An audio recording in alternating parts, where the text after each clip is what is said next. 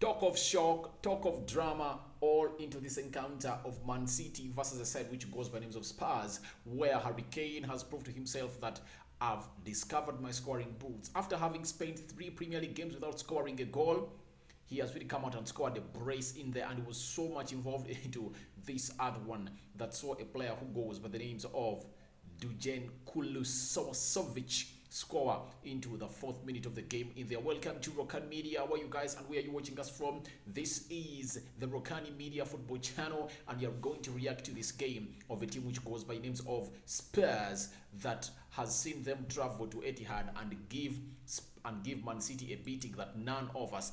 I'm going to be very honest.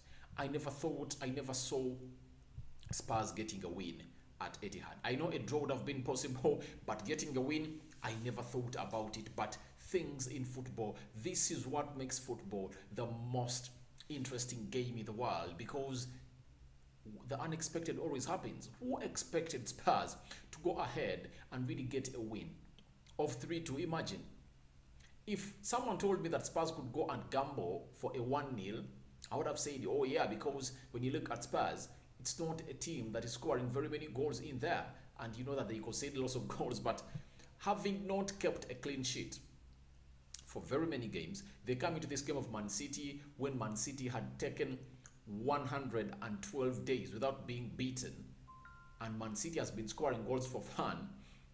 They go ahead to beat it by 2-3 at Etihad. Imagine, that's where it has happened in there. Pep Guardiola has been outsmarted by Antonio Conte in there. Antonio Conte coming into the system of really sitting back and getting Man City onto the break. And this is the template that if at all you want to beat Pep Guardiola, you'll beat him on. What you have to make sure about is that your defense does not really let in a lot of goals, because trust me, a team coming in to sit back and play Guardiola onto the break, it can score the goals it wants against Pep Guardiola because it's unopened. But what Pep Guardiola does, he won't allow you to have that ball for a very long time.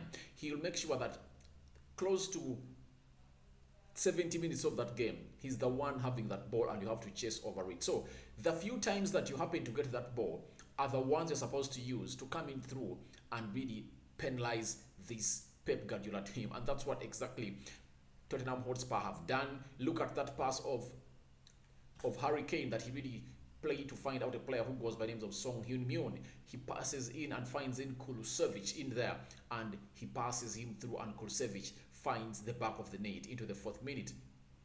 Gundogan equalizes. After Gundogan equalizing, guess what happens? Harry Kane is played into by a player who goes by the name of Song Hyun-myun, chips the ball inside, and he gets a free keeper to beat in there. That was a sitter, and he put it back of the net. Then Man City equalized in the 90th minute after a penalty was given when Romero, one of my best central defenders, though he has not picked up into the English Premier League, but I really like him about what he does. He gets hold of that ball and a penalty is given to Man City. Riyad Mahrez, who has scored 9 in the last 9 Man City games, goes ahead to get into that penalty into the upper corner of that goal in there to make it 2-2. And in the 7 minutes were added, and in the 9th minute, guess what happens? Krusov brings in a ball to find Harry Kane. Harry Kane heads it to the back of the net to make it 3-2 for a team which goes by names of Spurs. And we saw fans of Man City down. They frowned in a nick of time, because that was unexpected. Because when Man City went ahead to put into that equalizer into the 90th minute, they had 7 minutes to play, being added on by the referee in there, was by the name of Matela. But every Man City fan got up to cheer his team to see whether they will get the win, because they know that they are just 6 points ahead of Liverpool. You get? And they went into this game when they had leveled games, and they had all played 25 games. Liverpool coming from behind to beat Norwich 3-1. Then Man City goes ahead into this game knowing that if at all we lose this game, we are really going to be 3 points behind behind a team which goes by Liverpool, because Liverpool is playing on the way is playing on Wednesday. It's game they have in hand to level with the team which goes by the names of to level with the game which goes with team which goes by the Man City in there. So that's how the drama happened at the side which goes by the names of Man City at Etihad, and they were beaten thoroughly. I would like to come on and really admit. And this really shows you how much Pep Guardiola needs a centre forward. Because to me, I will feel like today, Man City lacks a centre forward. In games like this, these people that act as false number nines won't really come out and kill off these games. Harry Kane, a typical number 9 for Spurs, has shown you that if you have a number 9, there are chances you kill off and there are runs that he makes. Look at that second goal. That second goal of Harry Kane. He just plays a player who goes by names of Emerson Royal in, and he just comes in to track the run. Emerson Royal finds Sesegon. Sesegon finds a player who goes by the name of Song Hyun-myun. After finding Song Hyun-myun, he floats that ball, and Harry Kane makes a deep run, way deep into the midfield, and then he comes and really positions himself to come in through and meet that ball, and he really places it with no one following him up. No one was following him up. No one trapped his run, and it shows you the beauty of having a number 9 into this team of Man City. And I really feel like the reason that's why they went in for Alvarez, who is playing for River Plate, who is coming in the summer, is this, because Man City really need something better. They need something better. I've always came out and told people that even when Man City was playing Chelsea in the UEFA Champions League finals last year in May, if at all they had a centre forward, trust me, this game would have been buried to bed. Trust me, they would have won this game. But because of them not having a centre forward, it's going to cost them a title. I don't really want either Man City or Liverpool to win because I support Manchester United. Liverpool winning this trophy, it will be at 20, leveling up with Manchester United, and Man City would have taken their 7th Premier League title. United has taken nothing ever since Alex Ferguson left. You get? So I will feel like Pep Guardiola needs to go on and revise his notes in there to an extent that however much he doesn't want to leave his style of play, the tiki-taka style of play, he should get a number 9, because a number 9 really helps your team in situations like those when teams are sitting back against you. You won't really break them through, and the only goal that they got to equalize was a penalty. You get? And if at all it never really went into the hand of Sergio Romero, just know it would have been a different case altogether. It wouldn't even have been a penalty. So it shows you that Man City needs to get in a number 9. Just imagine Edson Cavani or Cristiano Ronaldo into that line, into that game. You know, he will make at least a run that will create space for others. But all these people don't make runs. You see that there are very many players in the 18 box area of Spurs, but no one is making a run to enable a player who goes by names of Kevin De Bruyne and release him. The likes of Bernardo, very talented, but in such games, a number 9 is needed. A number 9 is needed because the only way you aren't going to fail to really score is when you have a number 9, because a number 9 is a number 9. He'll make sure he meets those balls. There are runs a number 9 makes that no player at Man City can make. So to me, I will feel like Man City should go in and get in a striker. This game has costed them a lot because with Liverpool wins against Leeds on Wednesday, they're really going to be 3 points behind Man City. Yet on 2nd of April, Man City has to host Liverpool at Etihad. It's going to be like a finale because I really feel like they're really going to be the winner of this game takes the trophy. And it's really creating more pressure at Man City, having gone away at Portugal to beat Sporting Lisbon by 5-0 in there. They come back to the Premier League and they lose this game of football, something that is not sounding well for our ears. It's not good at all for a team which goes by names of Man City because you are piling more pressure onto yourself. But the good thing is the players of Man City have been in this situation before, but each and every time they've been in this situation, they don't win. Remember, they have ever been in this situation with Manchester United. The first time they won the Premier League trophy. Then recently, there was so much into this situation with Liverpool, and Liverpool went ahead to really take the trophy. So I don't know the consistency of Man City players, how it's really going to come up and really affect them an impact to them, because it's always different when a team is always having a big pressure onto it.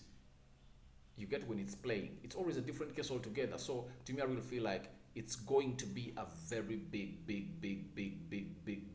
chase for the Premier League title in there, because I really feel like Liverpool have put into their second gear and they are ready to come in and face a team which goes by the names of Man City without fear or favor. So when you look at the players of Man City, for them, you know what they do best. They pass that ball, errors in. They will get that ball, pass it left, right, and center. That's what they do best. But breaking down a team that has sat down proved to be very hard for a team which goes by the names of Man City. And it's very shocking to a team that was beaten by a team which goes by the names of Southampton in there.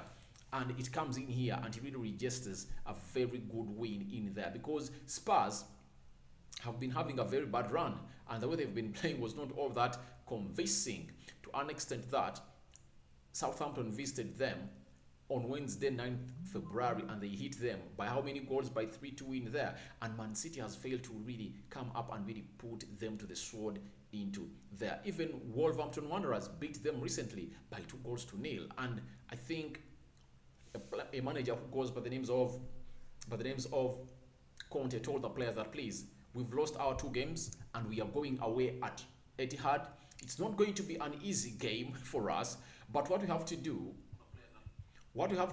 is let's go play deep and get them onto the break. Because when you look at how Man City defends, they really have spaces into them. When you really get that ball and really have a very fast player who can really sprint or burst into space, because a ball needs to be floated in very well, and that's what Harry Kane has been doing today. Harry Kane has done it 24/7 into this game. For the entire 90 minutes, Harry Kane is my man of the match. He has beaten Pep Guardiola single-handedly, because each and every goal that Spurs scored, it had a hand of Harry Kane.